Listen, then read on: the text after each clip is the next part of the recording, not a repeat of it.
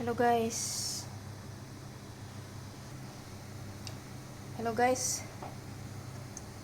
For today's video mga idol. Ganito po pag kung halimbawa may ganito kayo karami na broccoli or cauliflower. Tapos gusto nyo pong ilagay sa freezer, ganito po yung pag niya.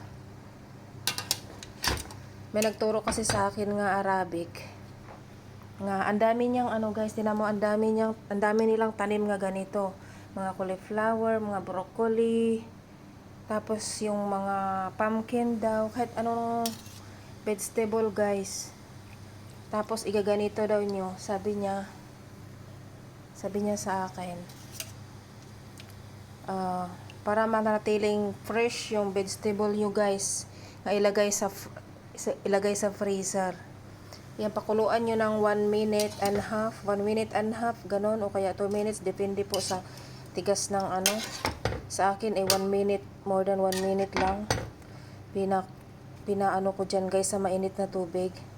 Ayan, kukulo siya ng kukulo dyan. Tapos ito, nilagyan ko ng ice. Nilagyan ko ng ice ito. Yung tubig na ito, ice. Ayan.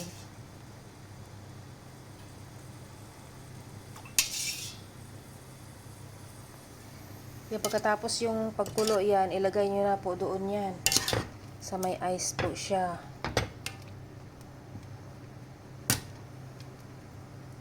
Ayan. Tingnan nyo po ang kulay. Kulay ng, ito ang fresh. Ito kakukuha pa lang sa puno. Ayan. Ito na yung naano ko. O, diba? Magkakaiba ang kulay nito. Tsaka yan, diba? Parang fresh pa ito, diba? Ayan, o. Oh. Fresh pa ito. Ayan o, dami-dami kasing binigay. Daming binigay yung friend ni Madam na ganito. Noon din, ang dami ding binibigay. Nasisira lang yung iba, tapos hindi naman namin kinakain yung iba. Ito naman ngayon, kaya tinuruan niya ako kung paano mag-preserve sa sa freezer. Ayan, fresh. Naging fresh siya. Naging fresh pa kaysa ito. Diba, yung kulay niya, fresh siya guys. Kaya ito, tapos na ito kasi more than 1 minute na yan siyang nakakulo. Tapos yan, nilagay ko na dito guys. Oh. Ganun po ang pag-process niyan guys.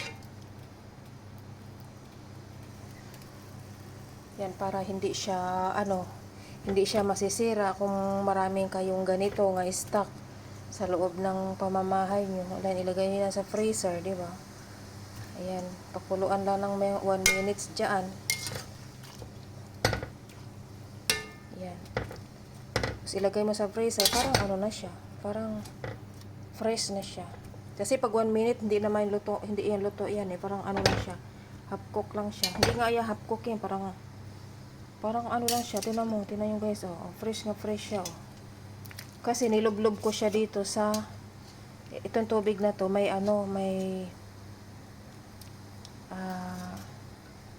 ice siya guys.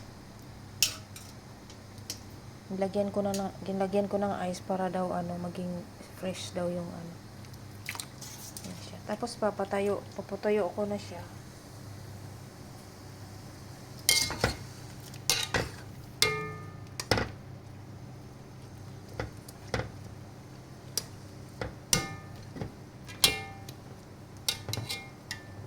Pwede mo na siyang gamitin kung gusto mong gagamit nito, 'di ba? Freezer mo lang.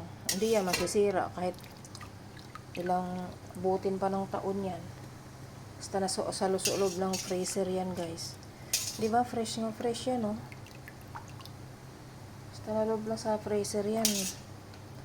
Talagang fresh yan, guys. Ayan. Thank you for watching.